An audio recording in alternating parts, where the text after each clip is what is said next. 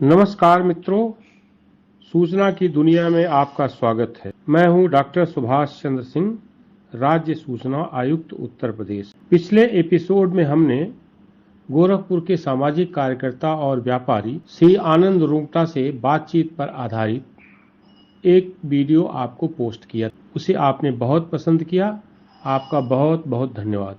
मैं उसी क्रम में आनंद रुंगटा से वार्ता के आधार पर दूसरा वीडियो में पोस्ट कर रहा हूं, जिसमें उन्होंने आरटीआई के माध्यम से एक ऐसे मामले को उजागर किया था जो सुनकर आप दंग रह जाएंगे। सामान्य रूप से आप शहरों में शहीदों की मूर्तियां देखते होंगे। उसमें सामान्य रूप से आज़ादी के आंदोलन में जो लोग शहीद हुए हैं या सैनिक, अर्धसैनिक बलों में, तीनों सेनाओं में, पुलिस में जो लोग देश की सेवा करते हुए शहीद हुए हैं, उनकी मूर्तियां देखते होंगे। लेकिन देश में, विशेष रूप से उत्तर प्रदेश में, जहां राजनीति का प्रायः बोलबाला होता है, कई लोग ऐसे लोगों की मूर्तियां लगाए हुए हैं जिनका देश की सेवा में कोई खास योगदान नहीं है। किसी विवाद में जिनकी मृत्यु हो गई है, किसी संघर्ष में जो मारे गए हैं, जो निजी संघर्ष है, उन संघर्षों में उनकी मौत हुई है, लेकिन उनके प्रशंसक, उनके परिवारीजन उनकी मूर्तियां लगवा करके उस पर शहीद लिख दे रहे हैं। यह प्रवृत्ति गलत है, क्योंकि शहीद वास्तव में देश की सेवा करते हुए देश के लिए प्राण न्यौछावर करने वाला ही होना चाहिए। इस संदर्भ में श्री आनंद रुंगटा ने पहले केंद्रीय गृह मंत्रालय, भारत सरकार के गृह मंत्रालय और फिर उत्तर प्रदेश सरकार में आरटीआई लगाई थी और उन्होंने पूछा था कि शहीद आखिर किसे कहते हैं। तो भारत सरकार के गृह मंत्रालय ने जो जवाब उन्होंने दिया, उन्होंने कहा ऐसे सरकारी सेवक जो सेना में, अर्धसैनिक बलों में काम करते हैं और देश के लिए, समाज के लिए जिन्होंने अपना प्राण न्यौछावर किया, उनको शहीद कहते हैं।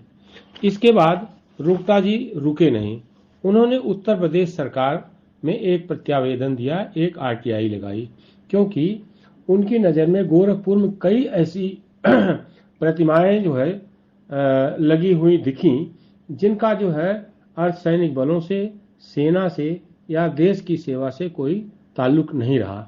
इसके बावजूद उनकी प्रतिमाएं लगी, मूर्तियां लगी और उसमें शहीद लिखा गया। तो इनके मन में कुलबुलाहट हुई, तो उन्होंने उत्तर प्रदेश सरकार से भी आरटीआई लगा के पूछा। उत्तर प्रदेश सरकार ने जो जवाब दिया वो चौंकाने वाला, वो लगभग वही जवाब है जो केंद्र सरकार ने दिया। मैं उत्तर प्रदेश सरकार का जवाब जो उस समय के अपर मुख्य सचिव अवनीश कुमार अवस्थी ने दिया था 29 जुलाई 2020 को, उसका मैं ऑपरेटिव पार्ट पढ़ रहा हूं, जो बिल्कुल समझने लायक है। उसमें कहा गया है कि उत्तर प्रदेश के मूल निवासी जिनका परिवार उत्तर प्रदेश में निवास कर रहा हो तथा केंद्रीय अर्धसैनिक बलों अन्य प्रदेशों के सशस्त्र बल, अर्धसैनिक बलों तथा भारतीय सेनाएं यानी तीनों अंग, थल सेना, जल सेना और वायु सेना के शहीद जवानों के आश्रित परिवार को रुपए 50 लाख की अनुग्रह आर्थिक सहायता दिए जाने का निर्णय किया गया।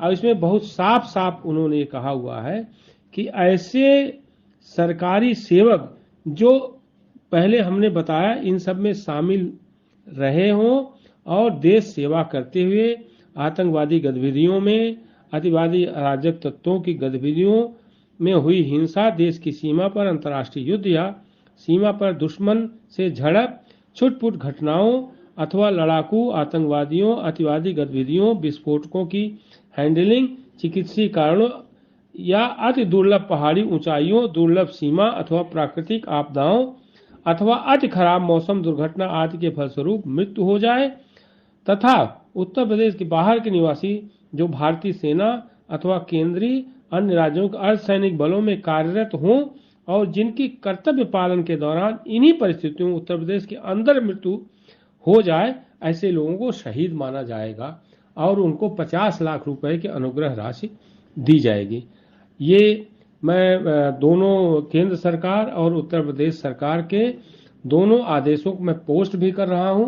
आप इनको जूम करके पढ़ भी सकते हैं, आपकी जानकारी बढ़ेगी और इसी के साथ मैं श्री आनंद रोकटा के आरटीआई के संदर्भ में जो विचार हैं उसको भी मैं आपके साथ प्रस्तुत कर रहा हूं। आप यह वीडियो देखिए, लाइक करिए, सब्सक्राइब करिए, कमेंट करिए और शेयर जरूर करिए। आज हम गोरखपुर में हैं। किसी ने हमको बताया कि यहाँ पर ऐसे लोगों की प्रतिमा लगी है जिनका देश की देश को बचाने में कोई योगदान नहीं है। क्या ये प्रकरण आपके भी संज्ञान में जी जी कभी आया? कुछ साल पहले, आज से करीब 2 वर्ष पूर्व, मेरे एक मित्र थे, वो मेरे साथ बैठे थे, तो वो बताए कि सर मैं अपने बेटे के साथ जा रहा था गोरखपुर के एक रोड पर, मेडिकल कॉलेज रोड पर, तो एक व्यक्ति के नाम के आगे, वो राजनीतिक व्यक्ति हैं, लिखा था शहीद। तो उस बेटे ने पूछा, सर ये किस तरीके से देश के लिए शहीद हुए? तो बोले मेरे पास कोई जवाब नहीं था इसका। तो गोरखपुर में और सराउंडिंग क्षेत्रों में, गांव में भी, आंचलिक ग्रामीण क्षेत्रों में बहुत सारी ऐसे लोगों की प्रतिमाएं लगी हैं जिसके आगे उनके परिवारजनों ने, उनके चाहने वालों ने शहीद लिख दिया है। जबकि बचपन से हम सब लोग ये जानते हैं, शहीद केवल हम उसी को मान सकते हैं, खासतौर से मैं आज़ादी के बाद की बात कर रहा हूँ। आज़ादी के बाद जो लोग स्वतंत्रता संग्राम में जुड़े हुए थे, हो सकता है कि वो बॉर्डर पे शहीद ना हुए हों, लेकिन हम लोग उनको शहीद मानते हैं और मानेंगे, चाहे वो राम प्रसाद जी बिस्मिल हों, चंद्रशेखर आजाद हों, ऐसी और भी जो विभूतियां हैं। क्या ये लेकिन जो आजादी के प्रतिमाएं बाद लगी हैं उनसे मतलब उन शहीदों से इनकी तुलना की जा सकती है? बिल्कुल नहीं कैसे की जा ये सकती शहीद है। हुए? तो कैसे इनको शहीद कहा गया? हाँ, तो मैंने फिर इसके संबंध इनका में, बैकग्राउंड क्या? जैसे ये जो मेरे को जानकारी है उसमें बहुत से ऐसे लोग, कुछ ऐसे लोगों की भी प्रतिमाएं लगी हैं जो वास्तव में, जिन्होंने अपनी जान देश के आहुति दी है, देश के लिए न्यौछावर किया है, जिसके ऊपर किसी को कोई शक नहीं है, और उनकी प्रतिमाएं लगी हैं, उसमें किसी को कोई एतराज नहीं है। लेकिन जो लोग दुर्घटना में किसी मारे गए, आपसी रंजिश में मारे गए, या गैंग वॉर में मारे गए, और राजनीतिक व्यक्ति थे या गैर राजनीतिक थे, अगर उनके आगे शहीद लिखा हुआ है तो निश्चित रूप से इसको कोई भी मानस स्वीकार नहीं करेगा। इसमें किया क्या आपने? मैंने इसके संबंध में राष्ट्रपति भवन, जो कि राष्ट्रपति सर्वोच्च कमांडर होते हैं हमारे सेनाओं के, उनको आरटीआई के माध्यम से सूचना मांगी, प्रधानमंत्री कार्यालय से मांगी और रक्षा मंत्रालय से मांगी कि शहीद की उपाधि सरकार किसे देती है, क्या शहीद लिखने का अधिकार किसी निजी संस्था या निजी व्यक्ति को भी है?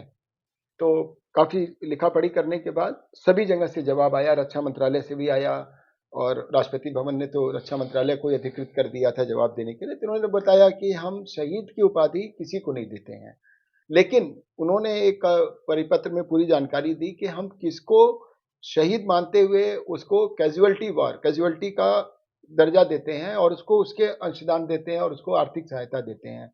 उसमें मुख्य रूप से उन्होंने कहा कि सेना, अर्धसैनिक बल, पुलिस, जो ऐसे लोग जो देश की सेवा, देश के लिए, देश की रक्षा करते हैं, और वो देश की रक्षा करते हुए बॉर्डर पे हों, बॉर्डर पे अपनी जान दी है, आतंकवादी गतिविधियों में दी है, या दुर्घटना में दी है। तो उन्होंने काफी ब्रीफ में मुझे, करीब वो जानकारी 20-25 पन्नों की है, उन्होंने मुझे दिया कि ये हम इन्हीं को, शहीद को मिलने वाली जितनी भी सुविधाएं हैं उनके परिवारजनों को देते हैं, अन्य किसी को नहीं। तो इसमें आगे कुछ आपने कार्रवाई की? फिर मैंने उत्तर प्रदेश सरकार से भी इसमें सूचना मांगी। उत्तर प्रदेश सरकार से भी सूचना आई है कि शहीद हम किसको मानते हैं। उसमें भी उन्होंने साफ साफ लिखा है, सैनिक, अर्धसैनिक बल, सुरक्षा बल और सेना और पुलिस। इसके अलावा हम किसी को भी शहीद की उपाधि नहीं देते हैं, ना उनके शहीद परिवार को मिलने वाली सुविधाएं को देते हैं। उस जानकारी के आधार पर मैंने अभी पिछले करीब 6 महीने से लगातार पत्राचार कर रहा हूं, प्रधानमंत्री कार्यालय से, राष्ट्रपति कार्यालय से, रक्षा मंत्रालय से, रक्षा मंत्री से, उत्तर प्रदेश सरकार से भी, कि ऐसे जो लोग के पूरे देश में जहां भी ऐसे लोगों के नाम के आगे लोगों ने उनके चाहने वालों ने शहीद लिख दिया है, उनके नाम से शहीद हटाया जाए, ताकि आने वाली पीढ़ियों को ये भ्रम न रहे कि कौन वास्तव में शहीद हुआ था देश के लिए, कौन नहीं हुआ था। और इसमें एक सबसे बड़ी जो मानवीय संवेदना क्या है, जिन जिन लोगों ने वास्तव में देश के लिए अपनी जान दी है, उनके परिवारजनों को जरूर अफसोस होगा कि मेरे पिता, मेरे भाई या मेरे पुत्र ने देश के लिए अपनी जान दी, तब शहीद लिखा गया। लेकिन जिन लोगों ने देश के लिए अपनी जान नहीं दी, उनके नाम के आगे भी शहीद लिखा हुआ है, तो निश्चित रूप से वो अपने आप को अपमानित फील कर रहे होंगे।